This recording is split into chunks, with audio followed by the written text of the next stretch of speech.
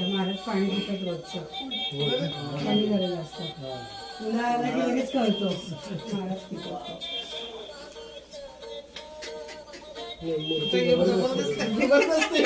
आम्ही थांबलो बघची आणि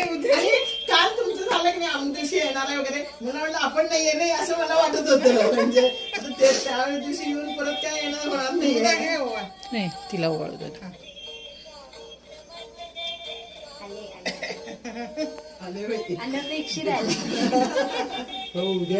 उद्याची तयारी केवढी झाली ती कसं जायचं काय जायचं नको आहे त्याला इकडून तिचं हे पण आहे असं.